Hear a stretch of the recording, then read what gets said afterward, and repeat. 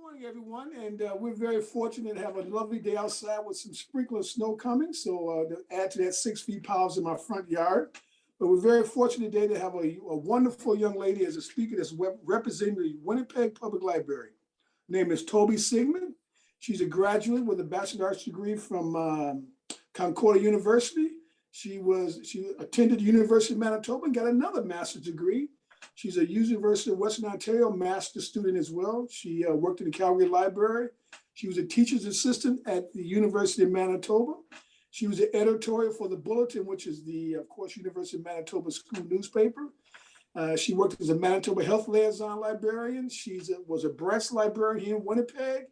And now she's what they call the Outreach Librarian. And with no further ado, I'll turn it over to the young lady. Toby, I have to say this. I listened to the session on Tuesday and also participated, and it was excellent.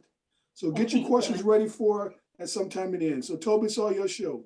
Okay, great. Thank you so much, Rod. And thank you everyone for being here on this blustery day.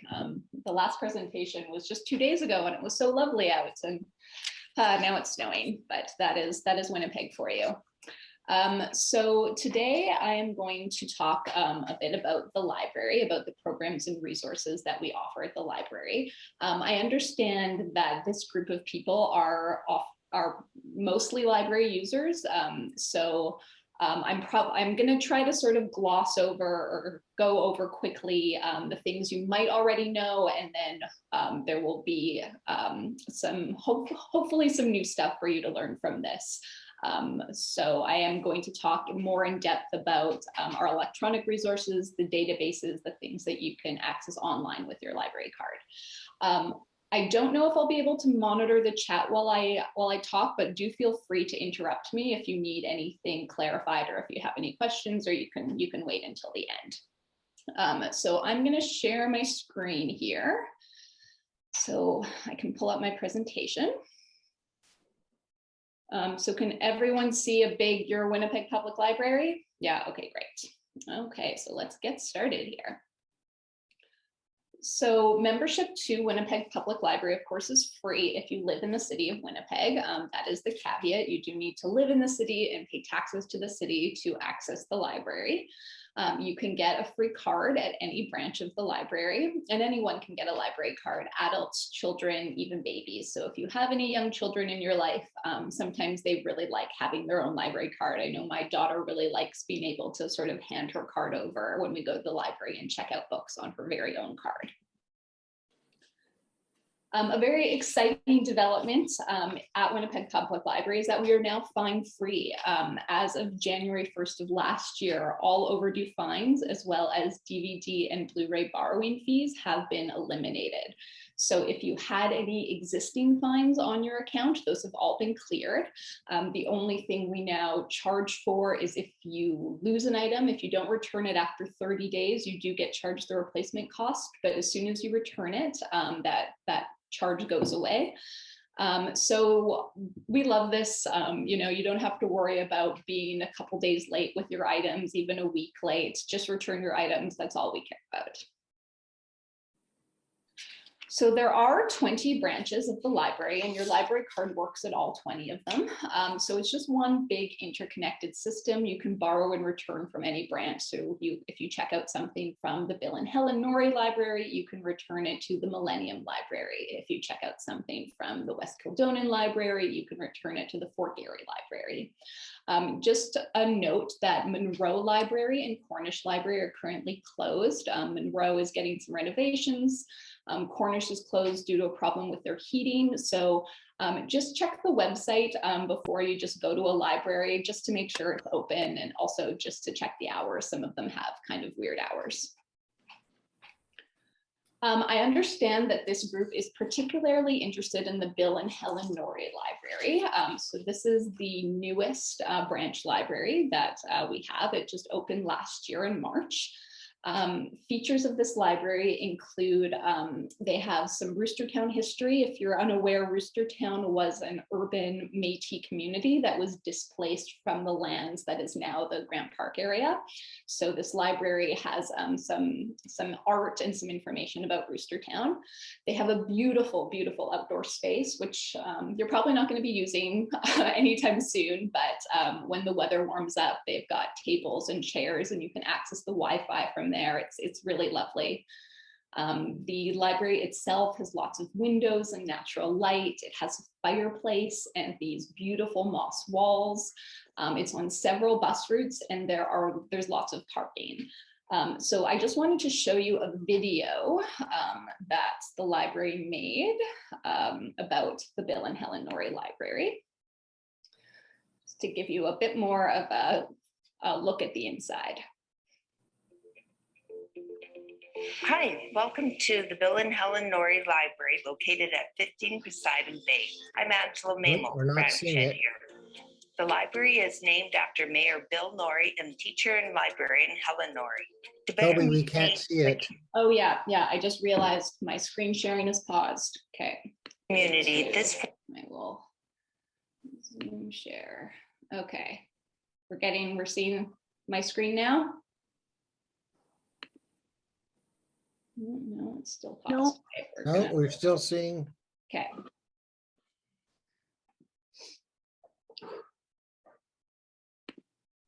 Okay, is that working now? Yeah, okay, great.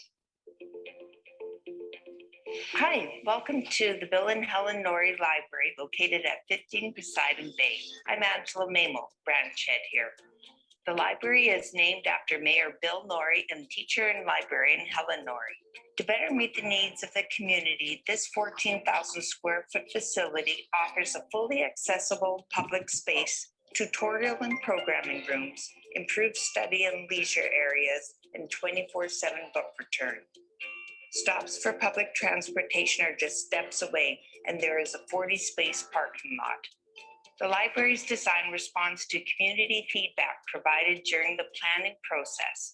Some of these features include an outdoor reading and programming area, non-gendered universal washroom, single floor layout, and 2 moss feature walls. To add to the warmth, there is a double-sided fireplace and children's area with 3 playhouses where kids can curl up inside to read. Another important element includes the recognition of the history of the site. After consulting with the families of those who lived in the area formerly known as Roostertown, the library was designed with a pitched roof, wood paneling, and earth tones. The library features images of Roostertown, artifacts, and books. Glass walls etched with Saskatoon berry designs and lighting features have also been incorporated into the interior. We look forward to seeing you here.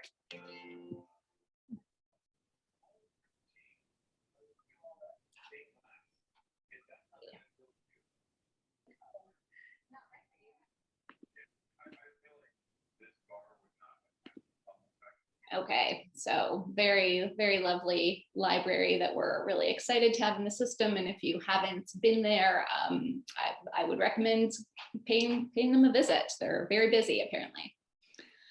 Okay, so moving on. Of course, the Winnipeg Public Library has a website. The address is winnipeg.ca/library. This is going to be the main hub where you're going to access all of our resources. So on our website, you can search our catalog for books, for movies, for whatever. You can log into your membership account to see what you have checked out, to renew items, to place items on hold. That's where you're going to access all our library programs, as well as all of our e-resources. We're still seeing your YouTube screen. You're still seeing my YouTube screen. Okay, I'm sorry about that. Okay. This again. Okay, are you seeing my presentation now? Yes, ma'am. Okay, great. Thank you. Sorry about that. If you didn't get it from just me talking, the website address is winnipeg.ca/library. I'll just quickly go over these again. On our website, you can search our catalog, log into your membership account to access all our library programs, as well as access our e-resources. Also worth talking about briefly is the current COVID regulations that we have at libraries. So proof of immunization is not required to go to a library, though several of our libraries are located in recreation centers. The recreation center will require proof of immunization, but the library does not.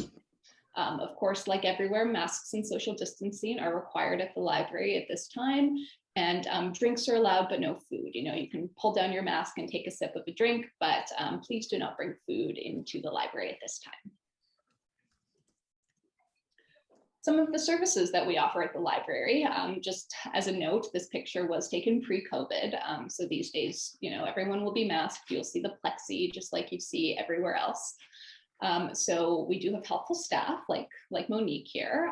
We have free computer use as well as Wi-Fi. So with your library card, you can use the library computers for 90 minutes a day. You can also use the Wi-Fi for as much time as you want. We have printing and photocopying at the library. It's 25 cents a page. You can use our study tables. We have a lot of online programs happening right now. And of course, we have our collection, which is books, magazines, movies, music, etc. I also just wanted to briefly talk about some of the services we offered pre-COVID that we will hopefully be offering again sooner rather than later. This includes our Idea Mill, which is a makerspace located on the 3rd floor of Millennium Library, and it gives you access to new and emerging technologies like 3D printers, sound booths, digital conversion software. So if you have VHS or cassettes you want to make digital copies of, you can do that there.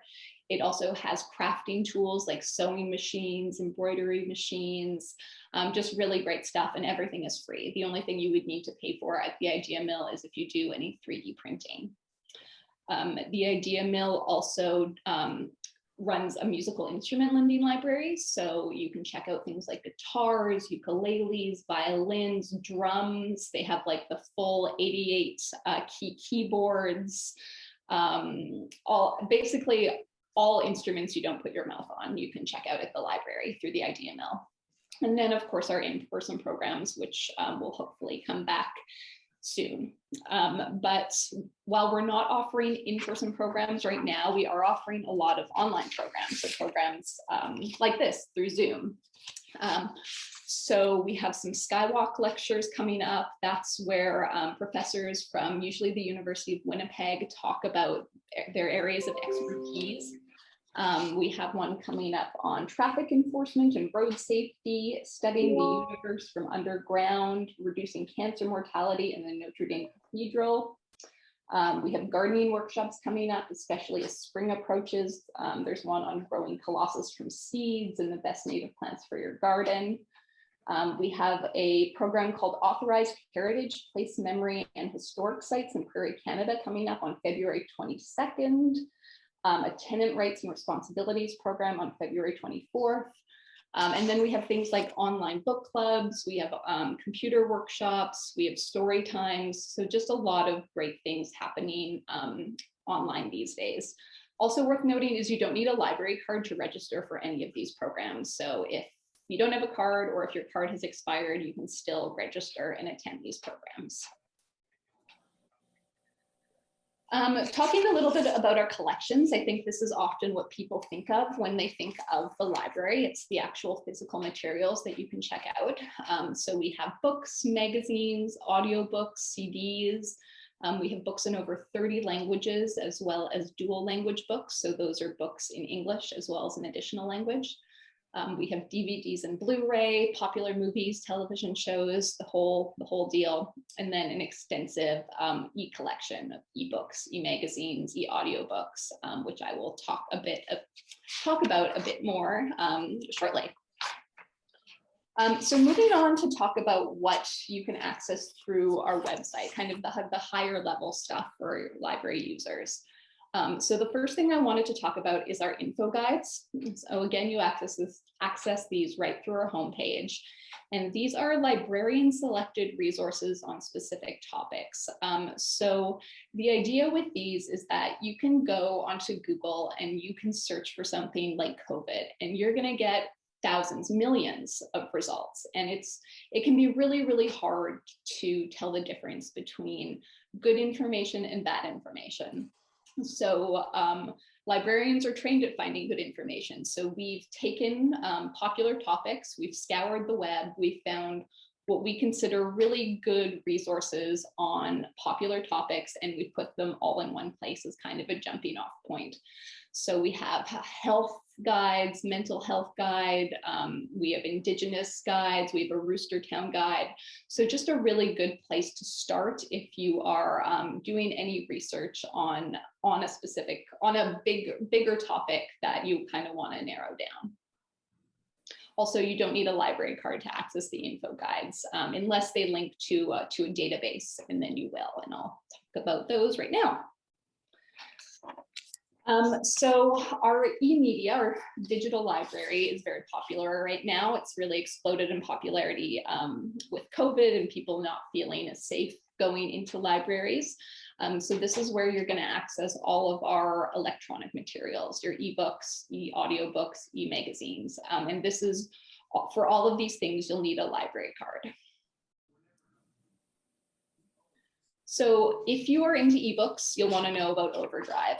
Overdrive is the library's biggest resource for ebooks. They also have e-audiobooks as well. So ebooks are kind of like print books in that they're not available all the time. So there are often holds on them. You do sometimes have to wait for an ebook. I'll just go to the Overdrive website so we can take a look.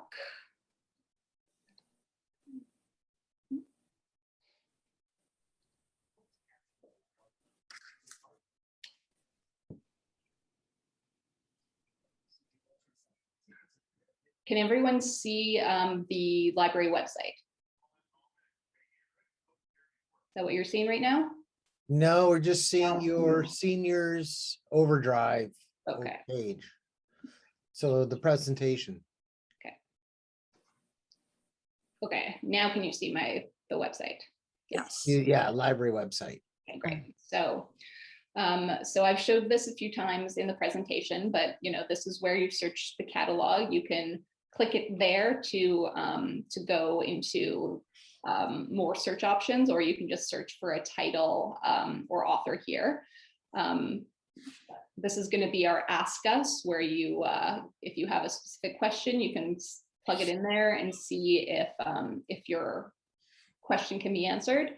Locations and hours, programs and events. So that's going to be where all those Zoom programs are. My account, so log into your account, check your the items out, renew things, the info guides, which I just talked about, and the digital library. So if I go to digital library, there's several ways that you can search this.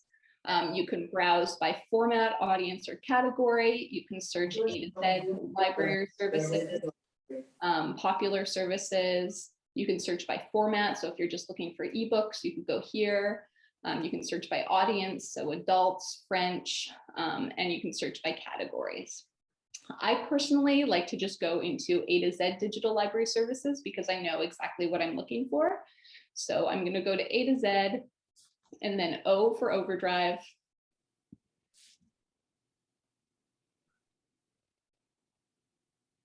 And here is what Overdrive looks like. So the first gallery you're going to get is recently purchased titles. And this is a good place to show you that not everything on Overdrive is an ebook. So pay attention to format when you're looking through these. So you can see some of these are ebooks and some of these are audiobooks. Some of these are available right away, while most of them have a wait list. A really great feature that Overdrive has is they have an Express section, which you find here. So this is kind of like the Express section at the library. So these are popular and best-selling ebooks and e-audiobooks that are available immediately. There's no wait list for them. If you do go into a record, you're going to get information about how many copies there are. So there's 0 of 25 copies available, but because there's so many copies available, the wait time is only about 6 weeks for this one. So when you go to place a hold, you'll be asked to put in your library card and your PIN. Your PIN is usually the last 4 digits of your phone number, and then you will get notified when that ebook is ready for you. Okay, are we back to seeing my presentation? No, we're on the James Patterson book, Still on the James Patterson, okay. A to Z.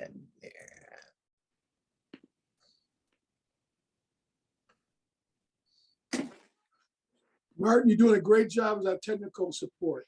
That's all right. There we go. Okay, perfect. Okay, if you are interested in French ebooks, Cantuk Station is the place to go for French. If you are a user of Overdrive, I also want to tell you about Libby. Libby is Overdrive's app. So if you are using Overdrive on a mobile device like an iPad or a phone, you might want to just use Libby. So it's just an easier, more user-friendly interface for using Overdrive.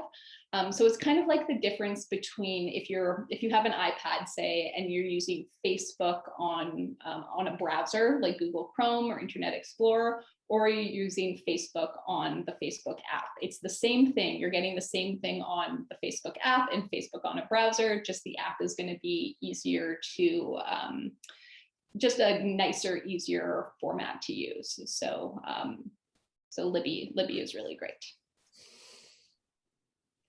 Another really great e-resource that we have is called Flipster. Flipster is for checking out e-magazines. So this is just a snapshot of what is available, but as you can see, there's a lot of really popular magazines on there. We've got People, InStyle, Maclean's. These are really great because when you download them, you really do get the full magazine experience. You get the full color pictures, you get the ads, you flip through it much like you would a print magazine. I really love having this on my phone for when I'm on the bus or when I'm in a waiting room. It's really great to just be able to pull out a magazine and flip through it. Another great e-resource we have is called Canopy. So this is for streaming movies. So as you can see, there's a lot of popular movies on here. I liken this to Netflix, but it's free with your library card. So with Canopy, there is a limit. However, you can check out 5 items per month. And once you check out an item, you have it for 3 days. So it's a really great resource. They have a lot of very popular movies on there, and it's a really popular resource at the library. Another streaming service is Hoopla. So this is similar to Canopy. It's for streaming movies, but Hoopla has TV shows. And they also have music. So if you want to stream any music, Hoopla is a great place. They have a lot of really popular contemporary music. Right now on Hoopla, the most popular streaming albums are the Encanto soundtrack, which is a new Disney movie. They have the new Weekend, and they have the new Taylor Swift. So very current music on Hoopla. Pressreader is also a super great resource. This is a newspaper and magazine service that provides access to 6,000 publications, local, national, and international, from 100 countries and 60 different languages. So we're going to switch over, hopefully, to there was a question. Sorry, just Pam wanted to know, is Flipster an app? Flipster can be an app. Oh, is Flipster an app? I believe Flipster is an app, but you can also, again, access it through your browser. So, so it's up to you.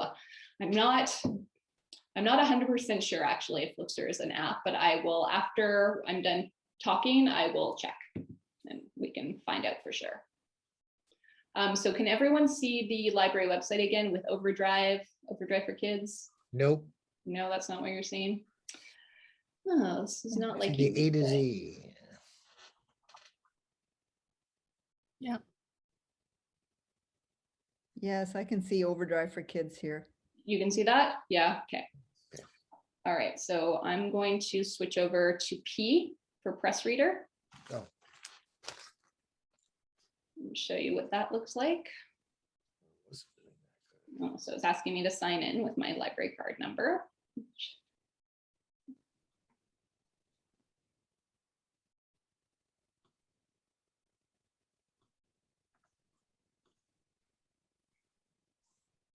Okay, so here's Press Reader. Like Flipster, you get, the full newspaper experience, the pictures, the ads, everything. You can search by country. So you can see there are newspapers from all over the world. If we go to Canada, we'll see what's available here. The Toronto Star, the National Post, Vancouver Sun. Unfortunately, the Winnipeg Free Press is not available through here, but there are a lot of other really great newspapers, and you do get the current edition as well as all the back issues. So February 10th, is that today? Yes, that is today. So we get today's Toronto Star.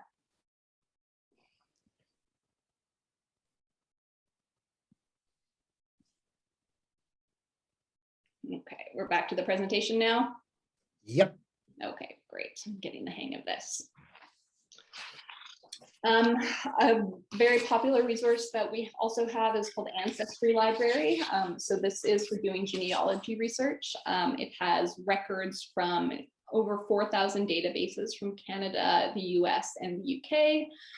You can access census, vital, court, church, and immigration records, plus there's historical maps and local histories. The important thing with this, though, is that it is in library use only. So every other resource I've talked about, you can access at home through your library card. If you want to use Ancestry Library, you will actually have to go into the library itself and access it there. And there's more. I could talk for a long time about all the e-resources we have at the library, but just a few more highlights. We have consumer reports, which gives you reviews and ratings on products. So if you're in the market for a new toaster or a car or a vacuum, this is a great place to start. LinkedIn Learning is very popular. It's formerly called Lynda Library. This has online learning courses for learning business, creative, and technology skills. So if you want to learn about Microsoft Word or PowerPoint or Photoshop or a programming language, this is a great place to start. Naxos Jazz and Naxos Music Library are for streaming music. They have all types: classic, contemporary, jazz, blues, nostalgia. You name it, it should be there. Past Forward is really neat. It's a collection of vintage Winnipeg and Manitoba postcards. So you can look through that and see old landmarks, and it even has, if there's any writing on the back, it'll have that too. So it's a really fun thing to look through. And an underutilized but really useful database we have is called RxTX, which is product monographs for prescription drugs, as well as vaccines and natural health products. So, I mean, consult your pharmacist, absolutely. But if you're just wanting to, quickly look up a medication, this is a really great resource to have at your disposal.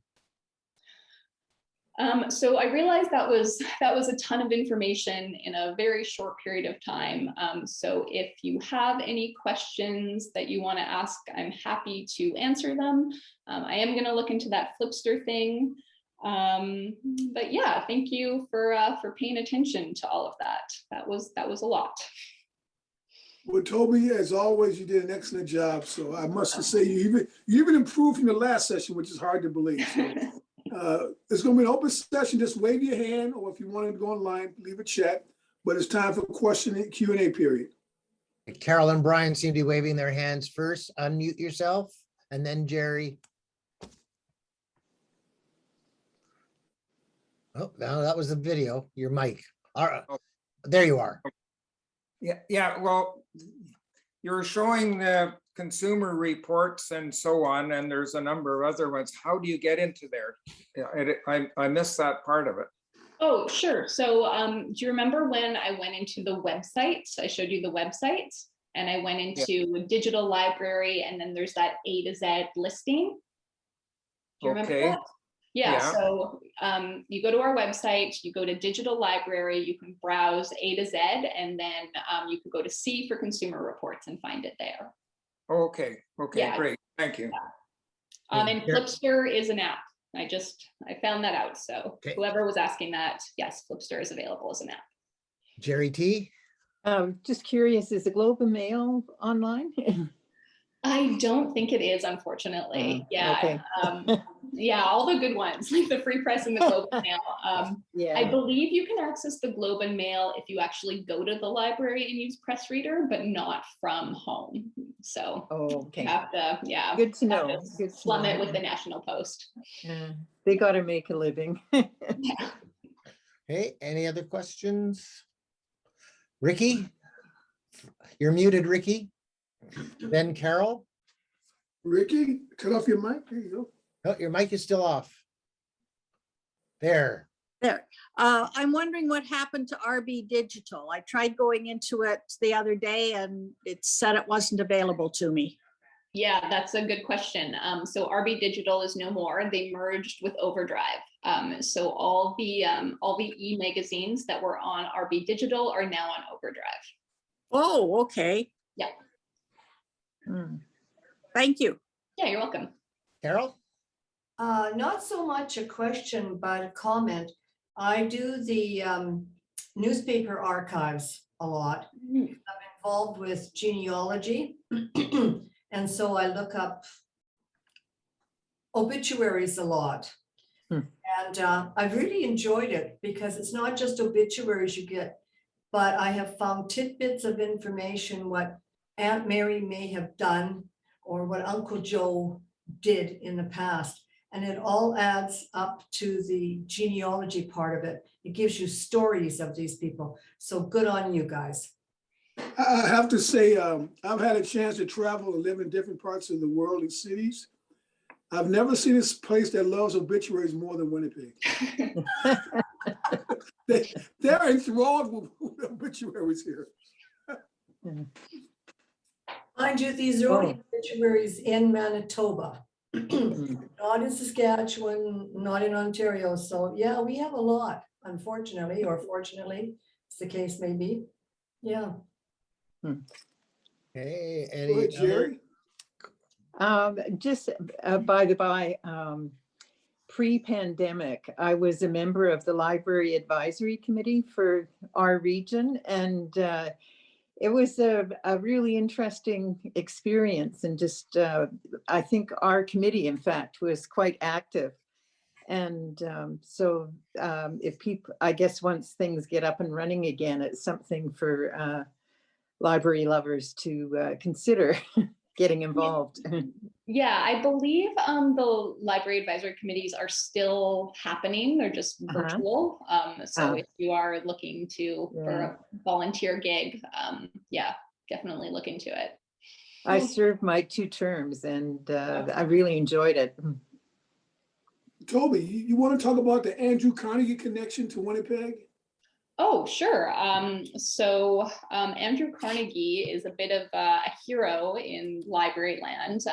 He gave money to cities all across North America to start libraries. So there were Carnegie libraries all over Canada.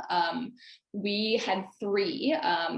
Unfortunately, one of them is no longer a library. It was the one on William Street, but the Cornish Library and the St. John's Library, those were the first libraries in Winnipeg built with funds from Andrew Carnegie. And so if you go visit them, they will have a picture of Andrew Carnegie, and many cities across Canada will have at least one Carnegie library.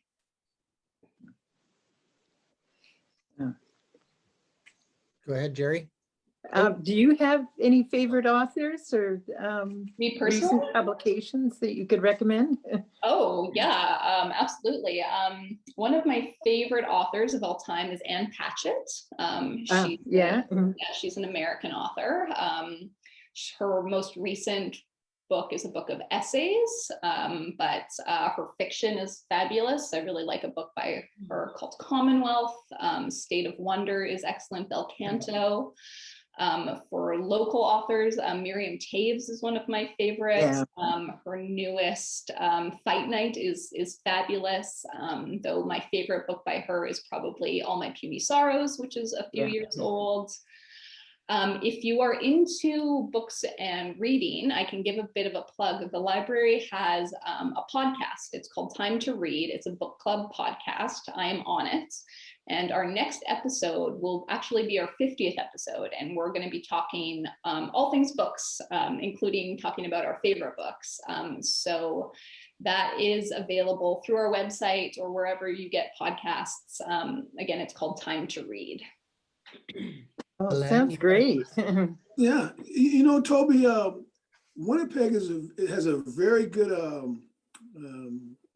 supply of bookstores in the city. What kind of relationship does the Winnipeg Public Library have with the bookstores in the city?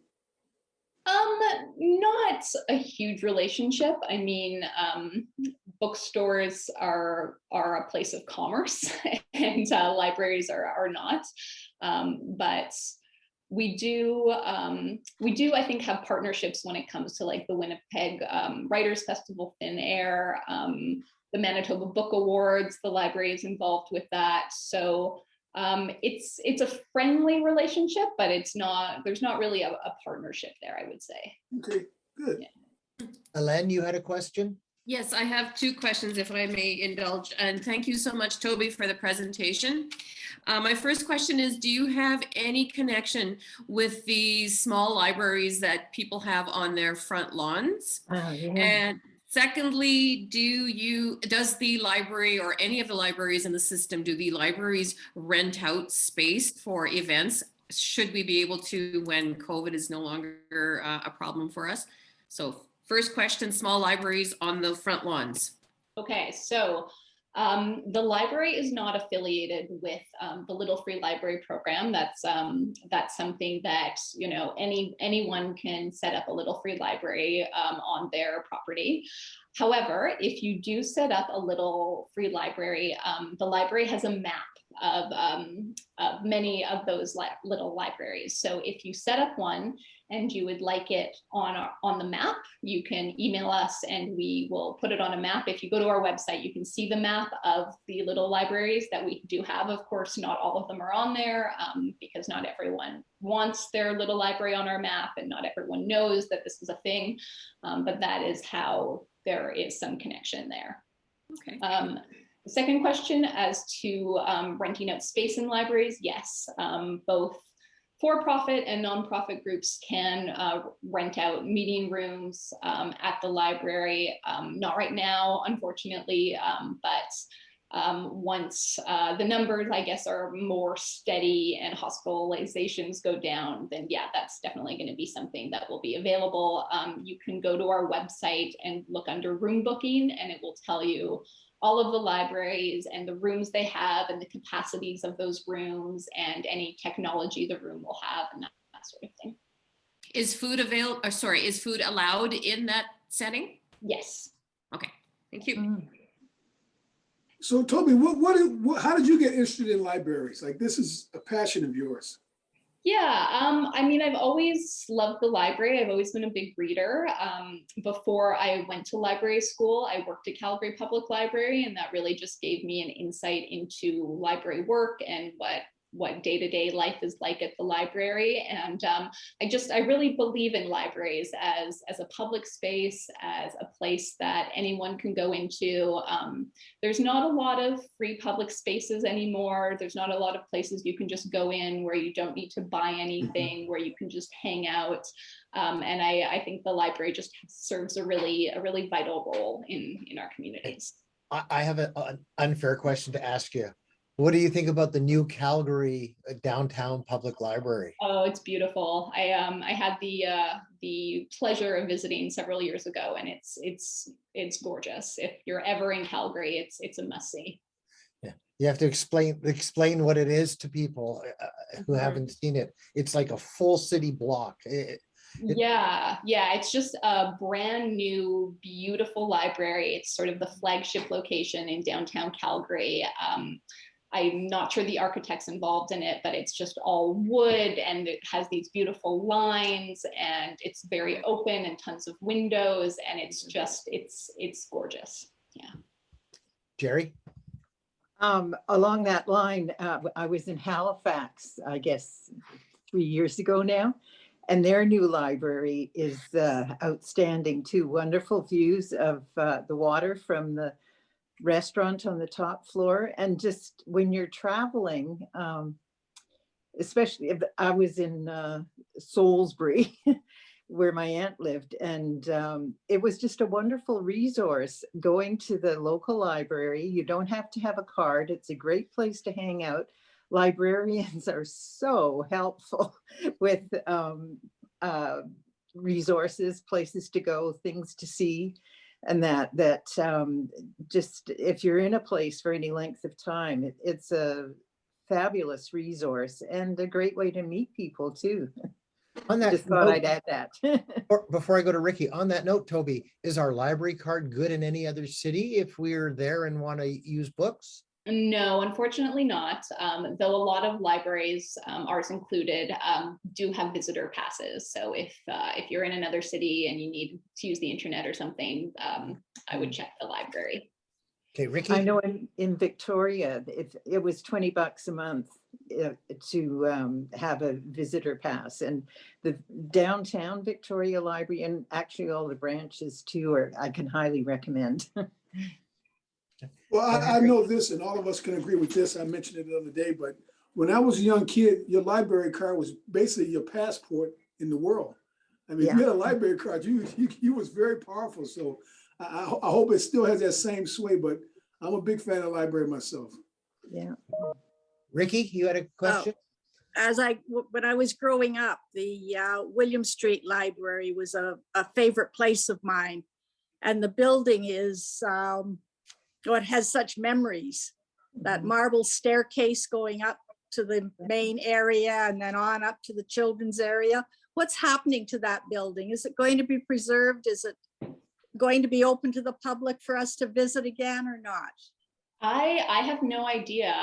It is still owned by the city, but I don't know. I think the archives are maybe in there.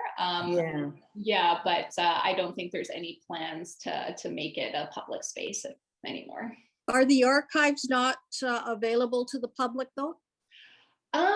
That's a good question. I do not know. I imagine they would be in some respect if you are looking for something specific. I know the city does have archivists who probably work there and can give you more information. Thank you.